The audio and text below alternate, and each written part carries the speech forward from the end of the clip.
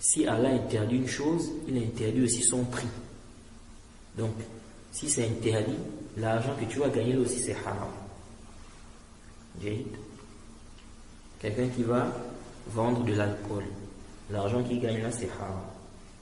Quelqu'un qui va vendre des statues, l'argent qu'il gagne là c'est haram. Maintenant, il y a une mas'ala ici. Celui qui gagne de l'argent illicite, soit parce que il travaille, il fait un travail qui est haram, ou bien il vend quelque chose qui est haram, il n'a pas le droit de vendre ça. L'argent qu'il va gagner là, c'est haram pour qui? C'est haram pour lui. Pas pour celui qui va obtenir ça de façon halal, comme a expliqué le Cheikh Ibn Uthaymin. Et souvent, beaucoup de gens posent des questions par rapport à cette question-là. Les gens ont souvent des problèmes avec ça. Un papa il travaille à la banque, il travaille dans le riba, il est mort. Est-ce que ses enfants peuvent hériter de ses biens qu'il a eu dans le riba? Quelqu'un, il a une boutique, ou bien on va dire, comment on appelle ça? Là où ils vendent l'alcool, là, bistrot, ou bien un bar. Il y a des gens comme ça qui ont des parents, surtout ceux qui sont convertis. Bon, ça peut aussi être parmi les musulmans, mais généralement ce sont les convertis là. Papa, par exemple, un bar, ou bien maman, un bar, ou bien un bistrot. Elle vend de l'alcool, ou bien papa vend de l'alcool. Est-ce que toi qui es dans la maison, tu vis avec ton père, ta mère, tu peux bénéficier de l'argent là?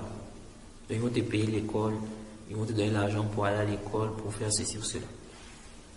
Donc le Cheikh Ibn Uthaymin a une fatwa où il dit ce qui est interdit par obtention, ok? L'argent là est interdit à cause de quoi? À cause de ce que tu fais. Ce n'est pas de l'argent volé. Il dit c'est interdit pour celui qui fait la chose là, pas pour celui qui gagne ça de façon halal. Donc, imaginons quelqu'un, il travaille dans une banque. Donc, il est dans le riba. Quelqu'un est allé déposer de l'argent en banque. Il a eu des intérêts, le riba dedans. Maintenant, il prend l'argent là. Il donne ça à quelqu'un. Est-ce que c'est halal? Oui, c'est halal. Mais pour lui-même, c'est haram. Pour lui-même, c'est quoi? C'est haram. Mais pour celui qui va obtenir ça de façon halal, c'est quoi? C'est halal. Car l'argent là, en réalité, ce n'est pas haram. C'est-à-dire que, en tant que matière, les billets là, c'est pas haram en tant que matière. C'est la manière dont il a gagné ça qui fait en sorte que ça soit haram. Donc c'est haram pour lui, pas pour celui qui va obtenir ça de façon licite. Ça c'est seulement l'argent qu'on obtient soit par un travail haram ou bien la vente de quelque chose qui est haram. Mais l'argent qu'on obtient ou bien la chose qu'on obtient par le vol, ça c'est haram pour celui qui prend et pour celui qui va bénéficier de cela, à qui on va donner ça. Quelqu'un a volé par exemple 1 million. Dans les 1 million, il y en a eu 500 millions à quelqu'un. Il n'a pas le droit de prendre ça. Parce que les 1 million, ça ne leur appartient pas. Ni à celui-là, ni à celui-là. Ils doivent restituer ça au propriétaire.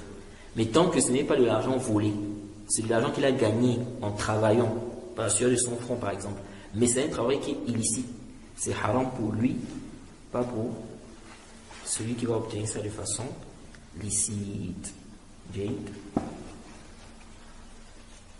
Celui qui obtient, c'est celui qui a travaillé illicitement.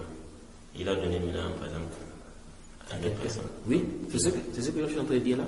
Si lui, il a fait un travail qui est haram, il n'a pas volé. Parce que s'il a volé, c'est haram pour lui et pour celui à qui il va donner. S'il n'a pas volé, il a fait un travail qui est haram seulement.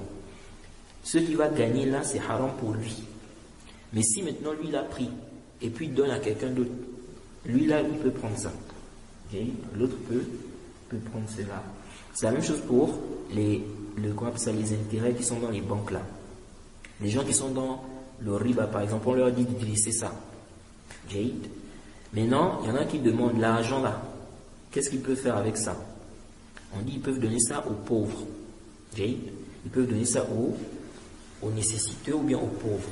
C'est halal pour eux, mais c'est haram pour lui. Lui-même, il ne doit pas utiliser ça pour son profit. Prendre ça, par exemple, payer l'école de ses enfants, ou bien, n'est-ce pas, donner ça à sa femme pour qu'elle prépare à la maison, des trucs comme ça. Non. Non.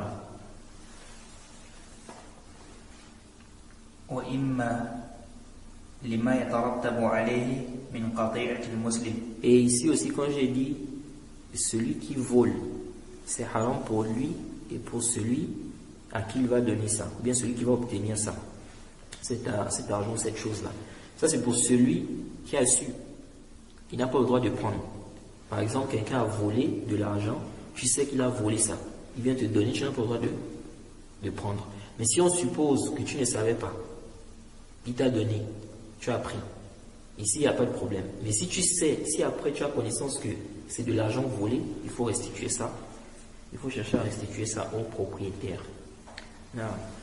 Et quiconque fait scission d'avec le messager, après que le droit chemin lui est apparu, et suit un sentier autre que celui des croyants, alors nous le laisserons comme il s'est détourné, et le brûlerons dans l'enfer. Et quelle mauvaise destination!